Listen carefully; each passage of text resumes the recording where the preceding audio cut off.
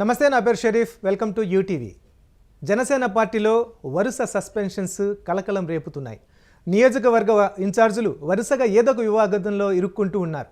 TDP కూటమిలో భాగస్వామిగా ఉన్న జనసేన పార్టీ అధ్యక్షుడు పవన్ కళ్యాణ్ కూటమి బలంగా ఉండాలని ప్రతి సందర్భంలో గుర్తు చేస్తూ ఉన్నారు. జనసేన ఇన్ఛార్జీలపై ఆరోపణలు వచ్చిన తక్షణం తొలగిస్తూ ఉన్నారు.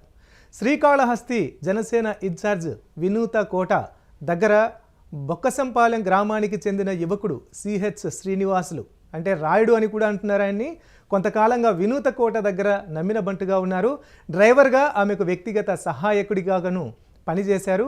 అయితే ఏం జరిగిందో తెలియదు, కానీ ఈ నెల 8వ తేదీన రాయుడిని హత్య చేసి నదిలో పడేసినట్లుగా ఆరోపణలు రావడంతో పార్టీ అధ్యక్షుడు పవన్ కళ్యాణ్ ఆదేశాలతో సస్పెండ్ చేశారు ఆయన్ని. జనసేన కొవ్వూరు నియోజకవర్గ ఇన్ఛార్జ్ బాధ్యతల నుంచి మాజీ ఎమ్మెల్యే టీవీ రామారావును అధిష్టానం తప్పించింది. కొవ్వూరు నియోజకవర్గంలోని సహకార సొసైటీల నియామకాల్లో అన్యాయం జరిగిందని టీవీ రామారావు ఆధ్వర్యంలో జనసేన పార్టీ నేతలు ఆందోళనకు దిగారు. కొవ్వూరు టోల్గేట్ వద్ద రాస్తారోకో నిర్వహించారు. కొవ్వూరు నియోజకవర్గంలోని 14 సొసైటీలు ఉండగా దీనిలో 3 పదవులు తమకు కేటాయించాలని జనసేన పార్టీ డిమాండ్ చేసింది. అయితే జనసేన పార్టీని సంప్రదించకుండా కేవలం ఒక సొసైటీ పదవే కేటాయించారని జనసేన కొవ్వూరు ఇన్ఛార్జి టీవీ రామారావు ఆందోళన చేపట్టారు. ఈ విషయాన్ని జనసేన పార్టీ సీరియస్గా తీసుకుంది. పార్టీ విధి విధానాలకు వ్యతిరేకంగా కార్యక్రమాలు చేపట్టడం పార్టీ దృష్టికి వచ్చిందని, తదుపరి ఆదేశాలు వచ్చే వరకు పార్టీ కార్యక్రమాలకు దూరంగా ఉండాలని పార్టీ ఆదేశించింది.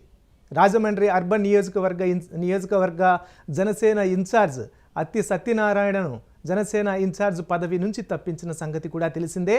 సినిమా థియేటర్ల బంద్ అంటూ అప్పట్లో ఏపీలో పెద్ద ఎత్తున ప్రచారం జరిగింది. దీనిపై పవన్ కళ్యాణ్ సీరియస్ అయ్యారు.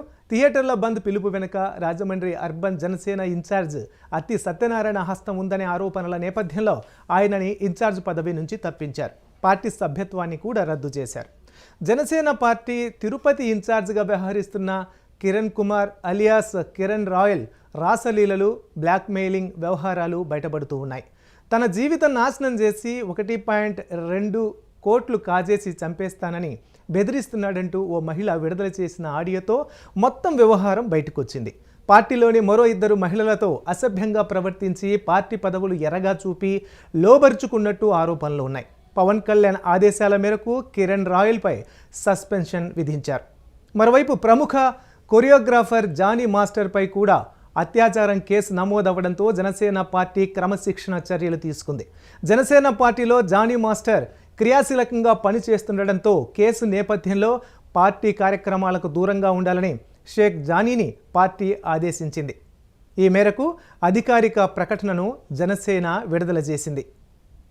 ప్రతిపాడు నియోజకవర్గం జనసేన ఇన్ఛార్జ్ వరుపుల తుమ్మయ్య బాబును పార్టీ నుంచి సస్పెండ్ చేశారు. అధికారిక ప్రకటన విడుదల చేశారు. పత్తిపాటు ప్రభుత్వ ఆసుపత్రిలో విధి నిర్వహణలో ఉన్న డాక్టర్ సిబ్బందిని తమ్మయ్య బాబు బెదిరించారన్న ఆరోపణలున్నాయి. ఈ క్రమంలో విచారణ జరిగి నివేదిక అందిన నేపథ్యంలో జనసేన పార్టీ అధ్యక్షుడు పవన్ కళ్యాణ్ ఆదేశాల మేరకు తమ్మయ్య బాబుపై చర్యలు తీసుకున్నారు.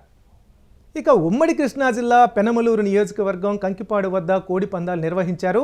అయితే ఈ కోడి పందాల బరి వద్ద పెనమలూరు నియోజకవర్గ జనసేన నేత ముప్ప గోపాలకృష్ణ పార్టీ జెండాలు, ఫ్లెక్సీలు ఏర్పాటు చేశారు. దీన్ని పార్టీ నాయకత్వం తీవ్రంగా పరిగణించింది. ముప్ప గోపాలకృష్ణను క్రమశిక్షణ చర్యల కింద పవన్ కళ్యాణ్ ఆదేశాల మేరకు సస్పెండ్ చేస్తున్నట్టు ప్రకటన విడుదల చేశారు. జనసేన నేత వాకమూడి ఇంద్రను పార్టీ నుంచి సస్పెండ్ చేశారు.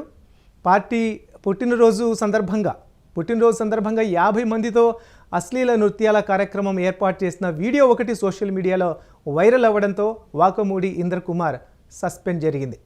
జనసేన పార్టీలో చేరే నాయకుల కంటే సస్పెండ్ అయ్యే నాయకులే ఎక్కువగా ఉన్నారంటూ ఆ పార్టీలో గుసగుసలు వినిపిస్తున్నాయి. మరోవైపు జనసేన అధినేత పవన్ కళ్యాణ్ చేస్తున్నది కరెక్టే అని, ఎలాంటి చిన్న ఆరోపణలు వచ్చినా కూడా పార్టీ ఇప్పుడు క్లీన్ చీట్తో ఉండాలనే ఉద్దేశంతో ఇలాంటి చర్యలు తీసుకోవడం ఆహ్వానించదగ్గ పరిణామమని కూడా నెటిజన్లు సోషల్ మీడియాలో మనకు అనేక పోస్టులు పెడుతున్న సంగతి తెలిసిందే. ఇది మొత్తం పరిణామాల నేపథ్యంలో ఈ మధ్యకాలంలో జరిగిన సస్పెన్షన్ల విషయాలన్నిటి మీద మనకి విశ్లేషించడానికి సీనియర్ జర్నలిస్ట్ రానా స్టూడియోలో అందుబాటులో ఉన్నారు. రానా, హాయ్, బాగున్నారా? రానా, ఇప్పుడు ఎట్లా చూడాలి అంటే ఒకవైపు ఎంత పెద్ద ఆరోపణలు వచ్చినా పెద్ద పెద్ద పార్టీలు సైతం అనేక పెద్ద ఎంత నిజానికి జనసేన పార్టీలో వచ్చిన ఆరోపణల ఏవైతే ఉన్నాయో వాటికన్నా ఇంకా పెద్ద పెద్ద నేరాల విషయంలో ఆరోపణలు వచ్చినా కూడా పార్టీలు చాలా రోజుల తరబడి విచారణలంటూ ఇంకోటంటూ వాళ్ళ మీద చర్యలు తీసుకోకుండా ఆలస్యం చేస్తున్న నేపథ్యంలో జనసేన పార్టీలో మాత్రం అలా ఆరోపణ వచ్చిన వెంటనే అలాంటి వాళ్ళని పార్టీ నుంచి సస్పెండ్ చేస్తూ ఉన్నారు. దీన్ని ఎలా చూడాల్సిన అవసరం ఉంది? ఎస్ షరీఫ్ గారు, మీరు అన్నది కరెక్టే. దేశంలో చాలా వరకు రికగ్నైజ్డ్ రాజకీయ పార్టీలు ఉన్నాయి. చాలా వరకు దశాబ్దాలు కూడా పాలించినటువంటి రాజకీయ పార్టీలు ఉన్నాయి. తర్వాత అధికారం కోసం ఇంకా పోరాటం చేసినటువంటి పార్టీలు కూడా చాలా ఉన్నాయి. చాలా వరకు ఆయా పార్టీలో ఏదన్నా ఒక నాయకుడు గురించి కానీ ఫిర్యాదులు వచ్చినా లేకపోతే ఏమన్నా అలిగేషన్స్ వచ్చినా ఇమ్మీడియట్గా రెస్పాండ్ కారు ఫస్ట్ థింగ్. ఎందుకంటే అది దాదాపు వారం రోజుల పాటు 10 రోజుల పాటు చర్చలు జరిగిన తర్వాత ఇన్వెస్టిగేషన్ చేసిన తర్వాత విషయం పెద్దదైతే పార్టీ ఇంటర్నల్ సంబంధించిన క్రమశిక్షణ సంఘం ఏది ఉంటుందో దాన్ని వేసి ఒక కమిటీ వేసి నివేదిక అడుగుతారు. నివేదిక వచ్చిన తర్వాత అది నిజమా కాదా చూసిన తర్వాత ఆ నాయకుడి పైన చర్యలు తీసుకునే అవకాశం ఉంటుంది. కానీ భారతదేశంలో ఈ మధ్యకాలంలో చూస్తున్న చాలా పార్టీలు ఉన్నట్టు ముందు అనుకున్నట్టుగానే ఒక చాలా క్లారిటీతో క్లియర్గా నా పార్టీ ఇలా నడుస్తుంది, అకౌంటబిలిటీ నేను మెయింటైన్ చేస్తాను, నా పార్టీ పైన ఎవ్వరు ఫిర్యాదు చేసినా ఎలాంటి అలిగేషన్స్ వచ్చినా ఖచ్చితంగా కఠినమైనటువంటి చర్యలు నేను తీసుకుంటా. మంచిదే, కానీ ఇక్కడ ఇంకొక ఇష్యూ కూడా ఉంది. అంటే ఒకవేళ నిరపరాధులైన వాళ్ళ మీద కూడా ఆరోపణలు వచ్చిన వెంటనే ఎలాంటి ఎంక్వైరీ లేకుండా సస్పెండ్ చేయడం వల్ల మంచి వాళ్ళకు కూడా అన్యాయం జరిగే అవకాశం లేదా? ఎగ్జాక్ట్లీ మీరు అన్నది కరెక్టే. కానీ జనసేన పార్టీ విషయానికి వస్తే మాత్రం క్లీన్ ఇమేజ్ని ఏర్పాటు చేసుకోవాలనే ఉద్దేశంతో పవన్ కళ్యాణ్ పార్టీని నడిపిస్తున్నాడు. ఆయన మీద ఎన్ని ఆరోపణలు వచ్చినా ఎన్ని విమర్శలు వచ్చినా ఎంత ట్రోలింగ్ చేసినా తన ఫోకస్ అంట చూడు, జనసేన పార్టీ మీద ఫోకస్. తను పార్టీని ఎట్లా నడపాలి, ఎలాంటి నాయకులు నా వద్ద ఉండాలి, నా కోటరీలో ఎలాంటి వ్యక్తులు ఉండాలి అనేది ఒక క్లారిటీ ఉంది. దాంతోపాటు పవన్ కళ్యాణ్ ఎప్పుడు విమర్శిస్తుంటారు. ఎందుకంటే పార్టీని విస్తరించటం లేదు, పార్టీని ఇంకా బలోపేతం చేయటం లేదు, ఇంకా కమిటీలు వేయటం లేదు, ఇవన్నీ ఉంటాయి. కానీ వాటికన్నిటికీ ఆయనకి చాలా క్లియర్ విజన్ ఉంది. ఇవన్నీ ఏర్పాటు చేయకపోవడానికి కూడా ఆయన కొన్ని కారణాలు చాలా సభల్లో చాలా ప్రెస్ మీట్లలో చెప్పాడు. ముఖ్యంగా జనసేన పార్టీ కేంద్ర కార్యాలయంలో ఎప్పుడు ఏ సభ నిర్వహించినా అందరితో ఇంటరాక్షన్ జరిగినా మొదటగా ఈ అంశాలను ఆయన ప్రస్తావిస్తుంటారు, నేను ఎందుకు అనేది. ఇంకోటి ఏంటంటే ప్రతిసారి నేను రాజకీయాలకు ఎందుకు వచ్చానో ప్రస్తావిస్తూనే కరెంట్ అఫైర్స్ మీద ఆయన చెప్పడము, తర్వాత పార్టీ ఎదుగుదల ఏం చేయాలన్న దానిపై మోటివేట్ చేస్తూ పార్టీలో ఉన్నటువంటి కోవట్లని ఒక పక్క ఆయన హెచ్చరిస్తూ అనేక రకాల, దాంతోపాటు ఇతర ప్రతిపక్షాలపైన కానీ ఇతర వ్యక్తులపైన ఆల్మోస్ట్ అవన్నీ రెగ్యులర్గా జరిగే విమర్శలు అయినప్పటికీ కానీ రాజకీయ పార్టీగా విషయానికి వస్తే మాత్రం తెలుగు రాజకీయ పార్టీలను కూడా మనం చూసుకున్నాం. టీడీపీ సో తొందరపాటు చర్య అయితే కాదు నేను చెప్తున్నది. టీడీపీ ఉంది, వైఎస్ఆర్ కాంగ్రెస్ పార్టీ ఉంది, ఇటు తెలంగాణలో బీఆర్ఎస్ ఉంది, బీజేపీ కాంగ్రెస్ ఎట్లాగా ఉన్నాయి. కాబట్టి వీటికన్నిటికీ చాలా భిన్నంగా పవన్ కళ్యాణ్ ఒక ఒరవడి అనేది తీసుకొని వచ్చాడనిపిస్తుంది. ఎందుకంటే తన పార్టీలో ఏ స్థాయి వ్యక్తి అయినా కూడా అది చిన్న నాయకుడైనా పెద్ద నాయకుడైనా చూడట్లేదు. మొదటగా సోషల్ మీడియాలో ట్రోలింగ్ వచ్చినా, ఆరోపణలు వచ్చినా, లేకపోతే ఇట్లా మీడియాలో వచ్చినా మొదటగా ఈ ఇన్ఫర్మేషన్ వచ్చిన వెంటనే మొదటగా క్రమశిక్షణ సంఘం నుంచి సస్పెన్షన్ లెటర్ అనేది వెళ్తుంది. అది ముఖ్యంగా వాళ్ళ అఫీషియల్ హ్యాండిల్స్లోనే వాళ్ళు చెప్తారు. వెంటనే వాళ్ళకి ఆ వ్యక్తి ఎవరైతే ఉన్నారో వాళ్ళకి చెప్పి పంపించేస్తారు. దీనిపైన ఇప్పుడు డిస్కషన్ నడుస్తుంది. ఎందుకంటే పార్టీ కొత్త పార్టీ 10 ఏళ్ళు స్ట్రగుల్ చేసింది, అధికారం లేదు. ఇప్పుడే 2024లో కూటమి ప్రభుత్వంగా వచ్చింది, అరకొర సీట్లు తీసుకుంది. ఓకే, 100% స్ట్రైక్ రేట్తో కొట్టారు. పవన్ కళ్యాణ్ మీద ఒక నమ్మకం పెట్టుకున్నారు. చాలా యువత గత ఎన్నికల్లో ఎక్కువ మంది పవన్ కళ్యాణ్ ఫాలోవర్స్తో పాటు చాలా మిడిల్లో ఉన్నటువంటి వాళ్ళు ఎక్కువగా. అంటే ఈ ధోరణి ఏదైతే ఉందో అంటే కనీసం డిస్కషన్ చేయకుండా అంటే ఇప్పుడు ఇప్పుడు ఏదైతే 5-6 సంఘటనలు ఉన్నాయో వాటిల్లో కూడా అంటే నిజంగా నేరం జరిగినప్పుడు లేదంటే ఆ పార్టీ సంబంధించిన నేతలు పార్టీ క్రమశిక్షణకి ఇబ్బంది కలిగేటట్టు ప్రవర్తించినప్పుడు చర్యలు తీసుకోవడం అనేది దాన్ని ఎవరూ కాదనలేని అంశం. అయితే ఒక విచారణ అంటూ లేకుండా వెంటనే సస్పెన్షన్ చేయడం అనేది పార్టీ శ్రేణుల్లో ఎలాంటి సంకేతాలు ఇస్తుంది? ఎగ్జాక్ట్లీ నేను దానికి ఒక మాట చెప్తాను. నేను మామూలుగా పవన్ కళ్యాణ్ అన్న జనసేన పార్టీకి ఉన్న దేశంలో ఉన్న క్రేజ్ వేరు. నిత్యము సోషల్ మీడియాలో ఆ పార్టీ గురించి చర్చ జరుగుతుంది. ఏ న్యూస్ వచ్చినా కూడా అది బాగా వైరల్ అవుతుంది, ట్రెండింగ్కి వస్తుంది. ఇంత ఉంది. ఎందుకంటే ఏ ఒక్క ఇష్యూ అది పాజిటివ్ ఆర్ నెగిటివ్. ఈ సమయంలో జనసేన పార్టీకి సంబంధించి నాయకుడు ఇలా చేస్తున్నాడు అని ఇంత పెద్ద స్థాయిలో వైరల్ అయిపోయింది, బాగా అయిపోతుంది. ఖచ్చితంగా ఆ ఛాన్స్ అంటే ఆయన క్వశ్చన్ చేసే లోపలే ఫస్ట్ యాక్షన్ తీసుకుంటున్నాడు. నిత్యం పవన్ కళ్యాణ్ వ్యతిరేకించే వాళ్ళు కూడా ఇవాళ ఈయన చేస్తున్న పని చాలా మెచ్చుకోదగ్గ పని. ఏదైనా ఆరోపణలు వచ్చిన వెంటనే మొదట సస్పెన్షన్ చేస్తున్నారు, తర్వాత వాళ్ళు దాన్ని ప్రూవ్ చేసుకోవాల్సి ఉంటుంది, చట్టపరంగా వాళ్ళు చర్యలు తీసుకుంటారు. ఒకవేళ చట్టం దగ్గర వాళ్ళు నిరపరాధులుగానో నిర్దోషులుగా తేలిన తర్వాత మళ్ళీ పార్టీలోకి తీసేసుకోవచ్చు. కాకపోతే ఈ పద్ధతిని మిగతా పార్టీల వాళ్ళు కూడా కొనసాగించాలనే ఒక డిమాండ్ అయితే మనం సోషల్ మీడియాలో చూస్తూ ఉన్నాం. పార్టీ శ్రేణుల్లో ఎలాంటి సంకేతాలు వెళ్తాయి అనేది ప్రధానమైన అంశం. ఎగ్జాక్ట్లీ. ఎందుకంటే ఆయన చాలా క్లియర్ ఇండికేషన్స్తో ఉన్నారు. ఇక్కడ తన మన అనేది ఉండదు. ఇంకోటి, ఇప్పుడంటే ప్రభుత్వంలోకి వచ్చారు, ప్రభుత్వంలో భాగస్వామి డిప్యూటీ చీఫ్ మినిస్టర్గా కూడా ఆయన ఉన్నారు. యాక్చువల్లీ ఇప్పుడు ఏమన్నా తన కార్యకర్తల పైన కానీ నాయకుల పైన ఆరోపణలు వస్తే మామూలుగా అయితే వేరే పార్టీ వాళ్ళు కాపాడుకుంటూ వస్తుంటారు. మనం చూస్తుంటాం కదా, జిల్లా రాజకీయాల గురించి మనం ప్రత్యేకంగా చెప్పాల్సిన అవసరం లేదు. ఏ జిల్లాకి ఏ నియోజకవర్గానికి సపరేట్ రాజకీయాలు ఉంటాయి, అక్కడ ఉన్నటువంటి వేరే పరిస్థితులు ఉంటాయి. కానీ ఆరోపణలు వచ్చినప్పుడు కొంచెం ఆలోచిస్తారు. ఇంకోటి, చర్యలు తీసుకున్నప్పుడు ఏ రాజకీయ పార్టీ అయినా అనేక కోణాలు ఉంటాయి. సామాజిక వర్గం, ఓటర్లకు సంబంధించి ఈయన సస్పెండ్ చేస్తే ఆ ప్రభావం ఎంతవరకు ఉంటుంది, పార్టీ పరిస్థితి ఏంటి, చాలా వరకు ఉంటాయి. ఆ ఇంపాక్ట్లన్నీ ఆలోచించాల్సినటువంటి అవసరం ఉంటుంది. ఆ ఇంపాక్ట్ల వలన ఓట్ బ్యాంక్ కోల్పోతామనే ఉద్దేశంతో చాలా రాజకీయ పార్టీలో ఇన్సెక్యూరిటీ పెరుగుతుందా లేదా, అది ఎలాంటి సంకేతాలను ఇస్తుంది? ఒకవేళ మీరు అన్నట్టుగా చర్యలు తీసుకోవడం అనేది మంచి కార్యక్రమం అయినప్పటికీ కూడా ఏదైనా చిన్న లోపం జరిగితే పార్టీ నుంచి మనకు ఏమాత్రం సపోర్ట్ ఉండదు అనే ఒక ఇన్సెక్యూరిటీని ఒక కామన్ కార్యకర్తలో కూడా నెట్టినట్టు అవదా? ఎగ్జాక్ట్లీ, మీరు అన్నది కరెక్టే. జనసేన పార్టీలో ఈ మాట ఉన్నది వాస్తవమే. ఎందుకంటే వాళ్ళ అధికారంలో లేకపోయినా ఇప్పుడు కూడా ముఖ్యంగా కూటమిలో జాయిన్ అయిన తర్వాత జనసేన పార్టీలో ఎక్కువ అసంతృప్తి ఉందంటే జనసేన నాయకులు కార్యకర్తల్లోనే. ఎందుకంటే ఆశించిన స్థాయిలో పదవులు రాకపోవడము, తర్వాత మన పనులు జరగకపోవడము, మనం ఏమన్నా చెప్తే ఇతర పార్టీల్లో టీడీపీ కానీ బీజేపీ కానీ పట్టించుకోకపోవడం, నియోజకవర్గ స్థాయిలో కానీ పదవుల పంపకాలు కానీ ఇవన్నీ ఒకటి ఉన్నాయి. ఆ అసంతృప్తి అనేది రెగ్యులర్గా ప్రతిరోజు ఎప్పుడు ఫేస్బుక్లోనే ట్విట్టర్ ఓపెన్ చేస్తే ఎవరికైనా అర్థమవుతుంది ఇంటర్నల్ దీని గురించి. అయితే జనసేన పార్టీ సస్పెండ్ చేసిన విధానం అనేది మనం చూడాల్సిన అవసరం ఉంది. ఎలాంటి వ్యక్తుల్ని సస్పెండ్ చేస్తుంది అనేది కూడా చూడాలి. ఎందుకంటే చాలా వరకు ఒక 6 నెలల నుంచి కూడా చూస్తున్నాం. మామూలుగా అయితే ఇప్పుడు జనసేన పార్టీ అధికారంలో ఉంది. వీళ్ళందరూ ఇప్పుడు సస్పెండ్ చేసిన వీళ్ళందరూ పవన్ కళ్యాణ్కి బాగా కావాల్సినటువంటి వారు, పార్టీ బలోపేతంలో కానీ వీళ్ళందరూ కూడా బాగా పనిచేసినటువంటి వారు, పవన్ కళ్యాణ్కి చాలా నమ్మదగిన వ్యక్తులు వీళ్ళందరూ. సో వీళ్ళపైన చర్యలు తీసుకున్నారంటే అర్థం ఏంటి? పార్టీ స్టాండ్ అనేది చాలా క్లియర్గా ఉంది. నేను తప్పు చేస్తే ఉపేక్షించను. ఎందుకంటే 2024 మనం ఎలక్షన్ క్యాంపెయిన్లో చూసాం. సాక్షాత్తు ఏ సభకు వెళ్ళినా కూడా పవన్ కళ్యాణ్ గారు చెప్తారు, రేపు నేను తప్పు చేసినా నా కాలర్ పట్టుకొని మీరు క్వశ్చన్ చేయండి, దానికి నేను రెడీగా ఉన్నాను, అలాంటి అకౌంటబిలిటీ తీసుకురావాలనేది నేను ఆశిస్తాను. ఇంకో విషయం కూడా చెప్పండి, అంతవరకు బాగానే ఉంది. అంటే పార్టీలో కొత్తగా చేరికలు అంటూ ఏమీ లేవు, కానీ ఉన్న వాళ్ళను మాత్రం వదిలేసుకుంటున్నారు, ఉన్న వాళ్ళను మాత్రం సస్పెండ్ చేస్తూ ఉన్నారు. సో చేరికల కన్నా ఎక్కువగా సస్పెన్షన్లే ఉన్నాయన్న విమర్శని మీరు ఎలా చూస్తారు? ఒక జర్నలిస్ట్గా, నేను చాలా కాలం పాటు జనసేన బీట్ని చూసిన వ్యక్తిగా నేను చేరికల విషయంలో మీతో విభేదిస్తాను. నేను జనసేన పార్టీకి గత సంవత్సరం నుంచి చేరికలు చాలా పెరిగాయి.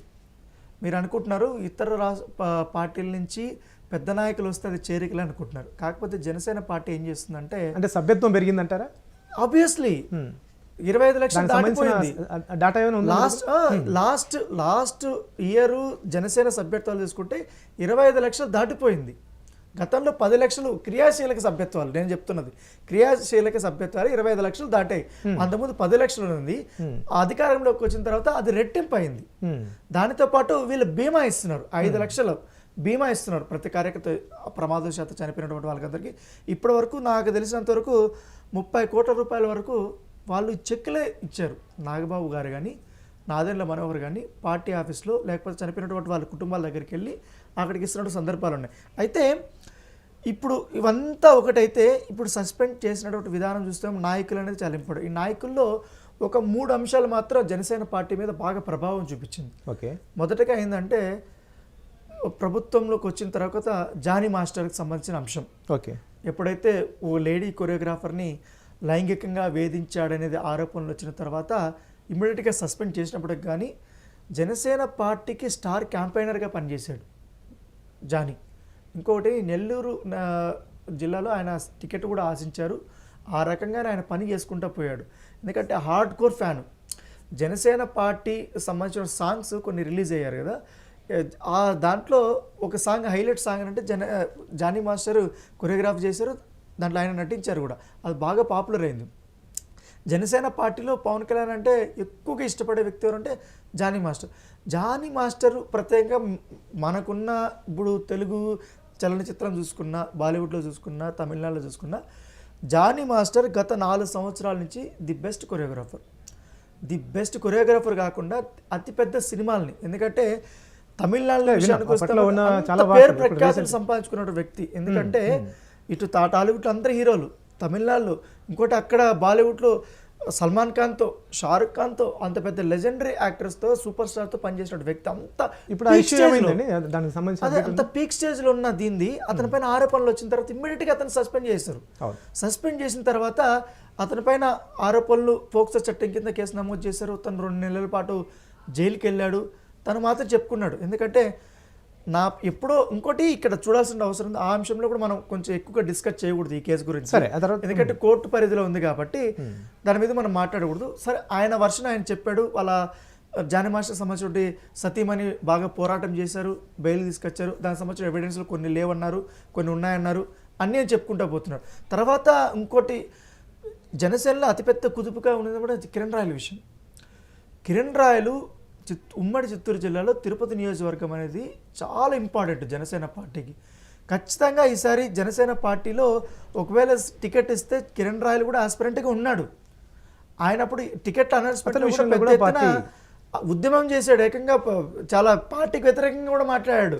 అంటే తిరుపతిలో జనసేన పార్టీకి సంబంధించిన మగవాళ్ళు లేరా, ఎక్కడో చిత్తూరు నుంచి శ్రీనివాసుని తీసుకురావడం ఏంటనేది కూడా ఆయన అంత గట్టిగా మాట్లాడాడు. తీరా చూస్తే సరే ఉన్న మారిన రాజకీయ పరిస్థితులు, కూటమిలో ఉన్నాం కాబట్టి సరే జనసేన పార్టీకే ఆ సీటు కేటాయించిన కిరణ్ రాయల్ని పవన్ కళ్యాణ్ చెప్పడం వల్ల ఆయన సద్దుమణిగాడు, అధిష్టానం చెప్పడం వల్ల సద్దుమణిగాడు. అంత అనుబంధం ఉన్నటువంటి కిరణ్ రాయలు సడన్గా కూటమి ఏర్పడిన ఒక 6 నెలలు 7 నెలలకు అనుకుంటా, ఎందుకంటే తెలుగు రాజకీయాల్లో బాగా సంచలనం సృష్టించింది ఆ కేసు మాత్రం. దాదాపు 1 నెల రోజుల పాటు నడిచింది. రీసెంట్ గా జరిగిన శ్రీకాళహస్తి అంత నెల సంబంధించిన ఇష్యూ కూడా పెద్ద సంచలనానికి సంబంధించిన అంశాలు. అదే అంత అనువుగా ఉన్నటువంటి కిరణ్ రాయలపైనే అతను అన్ని పోరాటాలు చేసినా అంత ఇదిగా ఉన్నప్పుడు వ్యక్తిని సస్పెండ్ చేశారు. వినిత విషయానికి వస్తే మాత్రం ఇది కొంచెం పార్టీకి డ్యామేజ్ జరిగే అంశమే. ఎందుకంటే ఉమ్మడి చిత్తూరు జిల్లాలోనే కిరణ్ రాయల తర్వాత అంత కాంట్రవర్షియల్గా ఉన్న పర్సన్ ఎవరైనా ఉంటే వినిత చంద్రబాబు కోట. ఎందుకంటే వీళ్ళు 2019 ఎలక్షన్స్లో కానీ వీళ్ళకి సీట్ ఇచ్చినప్పుడు వీళ్ళపైన అనేక కేసులు వచ్చాయి. అంటే అఫ్కోర్స్ అప్పుడు వేరే ప్రభుత్వం ఉన్నప్పుడు, వైసీపీ గవర్నమెంట్ ఉన్నప్పుడు కానీ మా పైన అక్రమ కేసులు బనాయించారనేసి వీళ్ళు చెప్పారు. తర్వాత వీళ్ళు జైలుకి వెళ్ళినటువంటి సందర్భాలు ఉన్నాయి. ఇప్పుడు కూడా ఆ కేసుల గురించి వీళ్ళు నిత్యం తిరుగుతూనే ఉన్నారు, జడ్జిల దగ్గరికి వీళ్ళు కోర్టుకి వెళ్తున్నారు. ఇదే అంశాన్ని వినిత కోట గత నెలకు ముందు కూడా పోస్టులు పెట్టింది. నేను గతంలో అక్రమ కేసుల వల్ల ఇప్పుడు మళ్ళీ వాయిదాకు పోవాల్సి వచ్చిందనేసి ఫోటో పెట్టింది, కోర్టులో హాజరైన ఫోటో. అంతా ఎందుకంటే వైసీపీకి సంబంధించిన ఎమ్మెల్యే పైన అనేక ఆరోపణలు చేసింది, ఎన్ని కేసులు పెట్టింది. పవన్ కళ్యాణ్ కూడా పేరు పెట్టి పిలుస్తారు, ఆమెను గుర్తుపడతారని కూడా అంటారు. అంత ఉద్యమం చేసిన వినిత కోట మీద ఇప్పుడు ఆరోపణలు వచ్చాయి. అంత కావాల్సిన వ్యక్తులు కూడా వాళ్ళిద్దరూ అండగా నిలబడ్డాడు. వాళ్ళ మీద ఆరోపణలు, మర్డర్ కేసు వచ్చిన నేపథ్యంలో వెంటనే సస్పెండ్ చేయడమే కాకుండా విచారణకు హాజరించారు. ఇంకోటి ఏమనంటే ఇక్కడ డిప్యూటీ సీఎం అంత లీడర్ని కాపాడుకోవడం అంటే పెద్ద విషయం కాదు. ఈజీగా ఆయన మేనేజ్ చేసేసుకోవచ్చు. ఏంటంటే వీళ్ళు ప్రత్యక్షంగా పాల్గొన్నారా, పరోక్షంగా పాల్గొన్నారా అనేది ఇంతవరకు మనం ఎక్కడా కూడా ఎంక్వైరీ జరుగుతుంది కాబట్టి ఇంకా వాళ్ళ పాత్ర ఏంటి అనేది కూడా తేటతెల్లం అవ్వలేదు. సో ఫుల్ డీటెయిల్స్ ఇంకా రాలేదు. సో అప్పటికే వైరల్ అయిపోయింది వినిత కోటకు సంబంధించి. ఉదయం నుంచి ఇప్పటి వరకు మొత్తం నేషనల్ వైడ్ అంతా పెద్ద స్థాయిలో జనసేన పార్టీ కోసం చర్చలు జరుగుతున్నాయి. రానా, చివరిగా ఒక మాట చెప్పండి. ఇప్పుడు మొత్తగా వరుసగా ఇలాంటి సంఘటనలు జరుగుతూ ఉంటాయి. అంటే క్రైమ్ అఫెన్స్ ఉన్నవి, లేకపోతే లైంగిక వేధింపులు ఎదుర్కొంటున్నవి, లేదంటే ఇంకొకరిని బెదిరింపులకు పాల్పడినవి, ఇలాంటి సంఘటనలన్నీ వరుసగా జరుగుతూ ఉంటే, సస్పెన్షన్లో జరుగుతున్నప్పుడు కూడా ఆ పార్టీ గురించి ఒక నెగిటివ్ వైబ్రేషన్ జరిగే అవకాశం లేదా? అంటే ఆబ్వియస్గానే జనసేన పార్టీలో ఏం జరిగినా అదర్ పార్టీలకు సంబంధించిన కానీ, ముఖ్యంగా టాలీవుడ్ హీరోలకు సంబంధించిన వాళ్ళు కానీ ఎక్కువగా వీళ్ళని ట్రోల్ చేస్తారు, అపోజ్ చేస్తారు. ఇవాళ జరిగింది కూడా అదే. జనసేన వినూత బయటకు వచ్చిన తర్వాత మొత్తం జనసేన పార్టీని ఏకిపారేస్తున్నారు. అసలు దాంట్లో నిజాలు ఉన్నాయా లేవా అని కూడా తెలుసుకునే లోపల వీళ్ళు సస్పెండ్ చేసినా కూడా అది చూసుకుంటలేరు. అంతా అంటే మీ దాంట్లో నేరాలు చేస్తారు, ఘోరాలు చేస్తారు, సస్పెండ్ చేసి ఒక లెటర్ వదిలేస్తారా అనేది వీళ్ళ మీద ట్రోలింగ్ చేస్తున్నారు. ఇన్ని తట్టుకున్నా కానీ వాళ్ళు క్యాడర్కి మాత్రం చాలా క్లియర్ ఇండికేషన్ ఇవ్వాలనుకుంటున్నారు. ఆరోపణలు వచ్చినాయి, ఇంటర్నల్లో రిపోర్ట్ వచ్చిందా లేదా తర్వాత విషయం, పబ్లిక్ దీని మీద డిస్కస్ చేస్తున్నారు, పార్టీలు దీని గురించి ఆలోచిస్తున్నాయి, మీడియాలో కథనాలు వచ్చాయి. సో ఖచ్చితంగా ఒక రాజకీయ పార్టీకి అకౌంటబిలిటీ మెయింటైన్ చేయాల్సిన అవసరం ఉంది. కాబట్టి క్లీన్ ఇమేజ్ మేము మెయింటైన్ చేయాలనే ఉద్దేశంతో మేము ఉన్నాం. కాబట్టి ఖచ్చితంగా మేము చర్యలు తీసుకుంటాం. ఒకవేళ నిజంగానే తప్పు చేసినా కూడా వాళ్ళని పూర్తిగా వారిని సస్పెండ్ చేస్తూ పార్టీలోకి మేము ఆహ్వానించాం. దాంతోపాటు చేరికల విషయంలో కూడా వాళ్ళందరికీ ఒక నిబంధనలు పెట్టుకున్నారు. అన్ని ప్రొఫైల్స్ వాళ్ళు చెక్ చేస్తున్నారు.